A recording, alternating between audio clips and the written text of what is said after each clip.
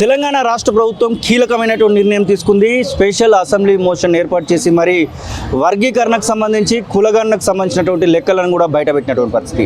ఇదే విషయం పైన మనతో మాట్లాడడానికి వర్గీకరణ అలాగే కులగణన విషయంలో ముందు నుంచి కూడా సపోర్ట్ చేస్తూ ఇక కులగణన జరగాల్సిందే, 42% రిజర్వేషన్ ఇవ్వాల్సిందే, కామారెడ్డి డిక్లరేషన్ అమలు చేయాల్సిందే అంటూ కాంగ్రెస్ పార్టీలో ఉంటూ కాంగ్రెస్ పార్టీకి సంబంధించినటువంటి నాయకత్వాన్ని ప్రశ్నించినటువంటి బీసీల నాయకుడిగా ఉన్నటువంటి విహెచ్ హనుమంతరావు మనతో పాటుగా ఉన్నారు. అన్న నమస్తే.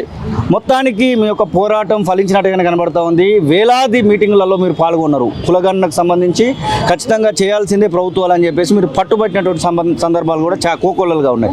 రిజర్వేషన్లను పెంచాల్సిందే అని చెప్పేసి కూడా చెప్పారు. చివరికి అసెంబ్లీలో ప్రవేశపెట్టారు ముఖ్యమంత్రి రేవంత్ రెడ్డి.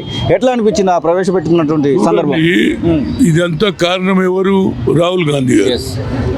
ఏ దేశంలో ఏ నాయకుడు కూడా 76 ఏళ్లలో స్వాతంత్రం వచ్చిన తర్వాత కులగణన చేయాలని ఏ నాయకునికి ఆలోచన రాలేదు. అదే కన్యాకుమారి నుంచి కశ్మీర్ వరకు నడిచిన తర్వాత ఆయనకు ఒక మంచి ఆలోచన వచ్చింది. 4500 కిలోమీటర్లు నడిచి మ్యారథాన్ వాక్ చేసి మేము పవర్లు వస్తే wheel conduct caste wise census అంతటితో అగలే జితినా హిస్సేదారి యుక్తి భాగీదారు అన్నాడు. 50% సీలింగ్ కూడా ఎత్తేస్తా అన్నాడు.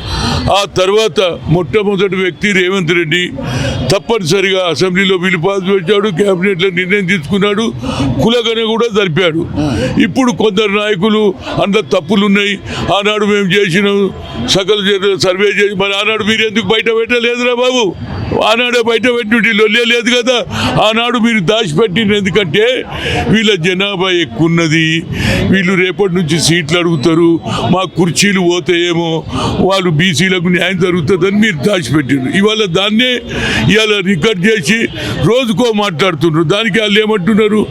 మొదలు రేపు జరగబోయే పంచాయతీరాజ్ నగరపాలిక బిల్లో 42% రిజర్వేషన్ ఇస్తాని హామీ ఇచ్చిండు, చేస్తాడు కూడా. దానికి మేమందరం పట్టుబడి ఉన్నాము. అదేవిధంగా ఇవాళ సూర్యాపేట మీటింగ్ కూడా పెట్టి ఏది 1993 నేను పెట్టిన ఆనాడు ఉన్నటువంటి విజయభాస్కర్ రెడ్డి పీరియడ్లో పివి నరసింహరావు ప్రదానం చేసాం. అదేవిధంగా వరంగల్లో పెట్టాం. కనుక ఏదైనా ఇవాళ మంచి రోజులు వస్తున్నాయి. బీసీలకు సరిగా కుల వృత్తులకు లాభం కావాలంటే బడ్జెట్ పెంచమని అడుగుదాం, లేకుంటే బీసీ సప్లైని అడుగుదాం. అంతేగాని మీరు జనం తక్కువ అరే పని ఇవాళ కుల వృత్తుల్లో అడక తింటున్నారు, వాళ్ళకు లాభం చేయాలంటే మనం బడ్జెట్ పెంచమని నేను కామారెడ్డిని అన్నా. రేవంత్ రెడ్డి గారు ఈ బడ్జెట్ మాకు సరిపోదు, మా జనాభా లేదన్నా మేము బరాబర్ దాన్ని అడుగుదాం. బదులు ఎంతసేపటికి అది తక్కువ ఉన్నది ఇది తక్కువ, మనం ఇచ్చింది తీసుకొని ఇంకా ఎక్కువ అడుగుదాం.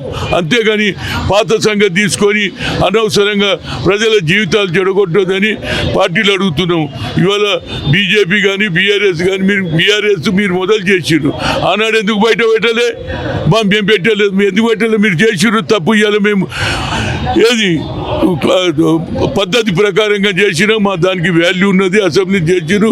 ఢిల్లీలో నేను బీజేపీ ఎంపీలను అడుగుతున్నా, మీరు బీజేపీలో కూడా అన్ని రాష్ట్రాలలో కులగణన జరగాలని మీరు పట్టుబడితే అప్పుడు నిజమైన న్యాయం జరుగుతుంది బీసీలకు అనేది నా ఉద్దేశం.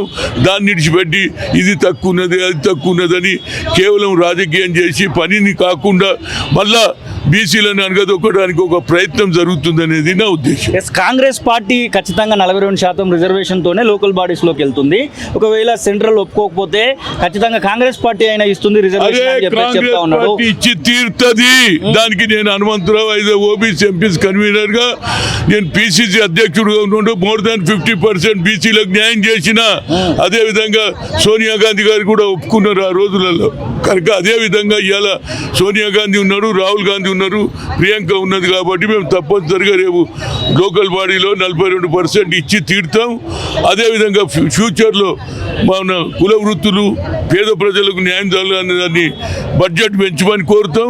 అదేవిధంగా సప్లైని కూడా కోరుతామని మీ ద్వారా చెప్తున్నాం. వర్గీకరణ దశాబ్దాల పోరాటానికి ఇప్పుడు ఇక్కడ మొత్తానికి అయితే న్యాయం దక్కిందని చెప్పి చాలా మంది అంటా ఉన్నారు. వి హనుమంతరావుగా మీరు కూడా చాలా మీటింగ్లలో పాల్గొన్నారు. ఎస్సీ వర్గీకరణకు సంబంధించిన తరతరాల నుంచి వాళ్ళకి అన్యాయం జరుగుతుందని కనిపెట్టినోడు ఎవరు మందకృష్ణ మాదిగ. ఎస్ ఎన్నో రోజుల నుంచి పోరాటం చేస్తున్నా ఇవాళ పోరాటానికి సరి అయిన వాల్యూ దొరికింది. ఆ పోరాటం ద్వారా ఇవాళ వాళ్ళకు కూడా న్యాయం జరుగుతుంది. జనాభాలో ఎవరైతే అకార్డింగ్ టు ది ఏది మెజార్టీ ప్రకారంగా వేయమంటారు దాని ప్రకారంగా ఇవాళ మాది వాళ్ళకు కూడా లాభం అవుతుంది.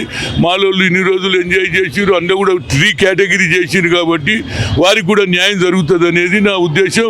ఎందుకంటే మొదలే ఒప్పుకున్నాడు, రాహుల్ గాంధీ ఒప్పుకున్నాడు, అదేవిధంగా మల్లికార్జున్ ఒప్పుకున్నాడు. కొంత నడిమిట్ల విభేదాలు వచ్చినా రేవంత్ రెడ్డి పక్కకు పెట్టి వాళ్ళకు కూడా న్యాయం చేసిండు అనేది నా ఉద్దేశం. తప్పనిసరిగా ఇచ్చిన మాట నిలబెట్టుకునే కాంగ్రెస్ పార్టీ. ఎస్ రేవంత్ రెడ్డిని ఏమైనా కలవబోతా ఉన్నారా? బీసీ సంఘ నాయకులు మీరు అందరు కలిసి ఏమైనా కృతజ్ఞత చెప్పేటువంటి ప్రయత్నం ఏమైనా చేస్తున్నారా? బీసీ నాయకులు నేను తప్పనిసరిగా ఆయన తీసుకున్న నిర్ణయాన్ని తప్పనిసరిగా హర్షిస్తున్నా. తర్వాత కూడా నేను బీసీ సప్లైన్ కానీ బీసీ బడ్జెట్ పెంచమని నేను గతంలో కామారెడ్డిని అడిగిన దాని గురించి నేను తప్పనిసరిగా మాట్లాడతాను. థ్యాంక్ యూ అన్న. ఇది వి హనుమంతరావు చెప్తున్న మాటలు. ఖచ్చితంగా రేవంత్ రెడ్డి తీసుకున్నటువంటి నిర్ణయాన్ని హర్షించదగ్గర నిర్ణయంగా వాళ్ళు చెప్తున్న పరిస్థితి. కెమెరా పర్సన్ నవీన్తో కలిసి శ్రీనివాస్, కాలోజీ, హైదరాబాద్.